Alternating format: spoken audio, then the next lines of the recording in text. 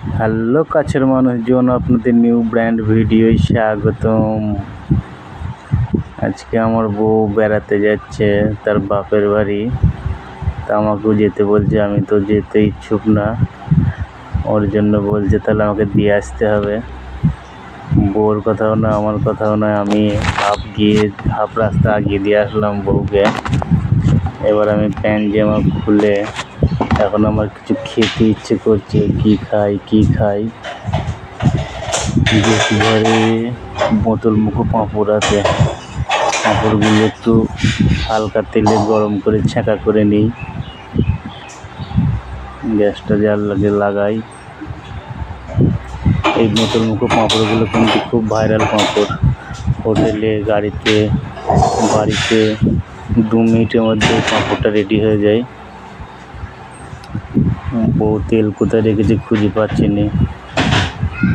এই যে সেই বোতল মুখো পাঁপড়। তেরি মেরি তেরি মেরি তেরি মেরি কাহানি। প্রথমে একটা ঘিয়ের ফটো বার করেছিলাম, ভাবলাম তেল পাচ্ছি না, ঘি দিয়ে পাঁপড় ভাজবো। কিন্তু ঘি দিয়ে পাঁপড় ভাজার জীবনে আমি খাইও নি, আর কোনোদিনও শোনেও নি। ওর জন্য ঘিটা ফের রেখে দিলাম। তেল আছে অল্প, এই অল্প তেলেই অল্প করে ছ্যাঁকা করে নেবো পাঁপড়গুলো। পাঁপড়ের নাম হচ্ছে বোতল মুখে পাঁপড়। একটা বোতলের মতো দেখতে, নিচেরটা বেশি, নিচেরটা মোটা, উপরটা চিকন।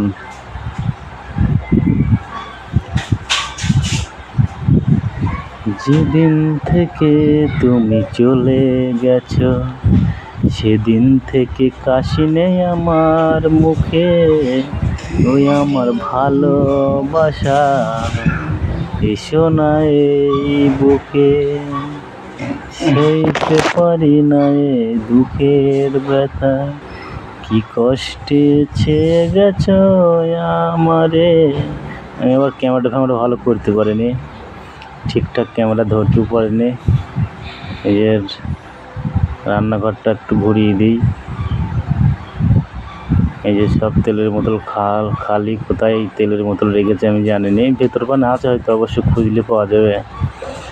বেশি হাঁটখাঁটকি করলে আবার বউ এসে বলবে, এটা তো করেছে সেটা করেছে, তেল গরম হয়ে গেল দিকে। বড় পাঁপড়ও আছে, বড় পাঁপড় ভাজা যাবে না, তেল নেই। এই পাঁপড়গুলো সুন্দর হবে ভাজলে হালকা তেলে।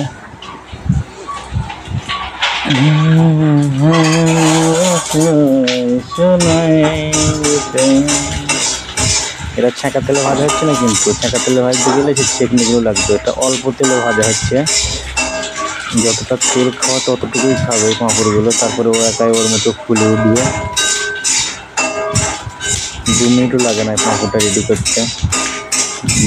তারপরে বেশ মুখরোচ খাবার, টাইম পাস, চাকনা যেটা বলবো সেটাই হবে।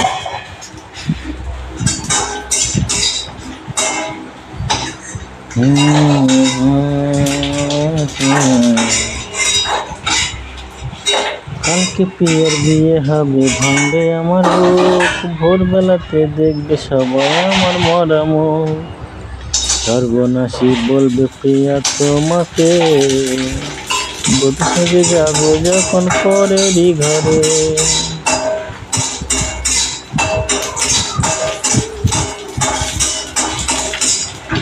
ছোট্ট গ্যাস, কিন্তু গ্যাস সার্ভিস ভালো দেয়। হয়ে গেছে আমার পাঁপড় রেডি। গ্যাস বন্ধ করে দিলাম, পাঁপড়গুলো আবার তুলে নেব। এবার পাঁপড় খাবো আর মোবাইল দেখবো। কেউ নেই ঘরে, বাড়িতে একা একা, বেশ সেই মজা, সেই আনন্দ, সেই ভালো লাগবে। সব ভালো লাগে বেশ। টাকা পয়সা থাকতো, বেশ ব্যাংকে কিছু, মাঠে 2-1 বিঘি জমি থাকতো, ব্যাংকে কিছু টাকা থাকতো, ঘরে কিছু সোনা থাকতো, তাহলে স্বাধীনতা, সুখ শান্তি, তাহলে আমি সব পেয়ে যেতাম। এই পাঁপড়গুলো সেই মজা করে খাচ্ছি কিন্তু আমি, আর মোবাইল দেখছি।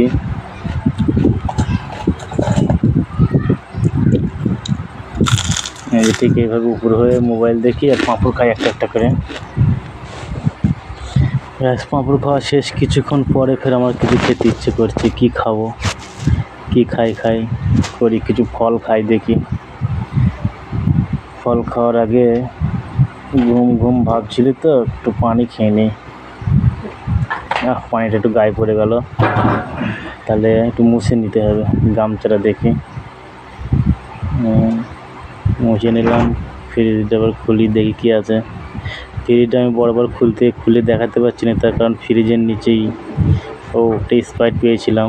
ফ্রিজ খুলি আগে, দুটো কি স্প্রাইট খেয়ে নিই। ছোটো ছোটো স্প্রাইট, 30 টাকা দাম এগুলো। ফ্রিজটা বরাবর খোলা যাচ্ছে না, তার কারণ ওইদিকে সোফা, এদিকে একটা ফের নিচেই একটা গামলা রয়েছে জামা কাপড় রাখার জন্যে। কিছু ফল বার করে নিই, দিয়ে কাটি। আমরা তো বটি দিয়ে কাটতে পারবো না, মেয়ে ছেলে বেশ সুন্দর বটি দিয়ে কাটে ফল টল। আমরা চাকু দিয়ে কাটলাম ফল। ব্যাঙ্গালোরে থাকতাম, আমের দাম বলে আম খেতে পারিনি। তারপরেও অনেকজন থাকতো, একা আম খাওয়াও যায় না। সবাই মিলে যে খাবো, কেউ বলবে খাবো, কেউ বলবে খাবো না। তারপরে একা আম কিনে নিয়েছে, খাওয়াও যায় না। এখানেও আম কিনলাম 60 টাকা কেজি।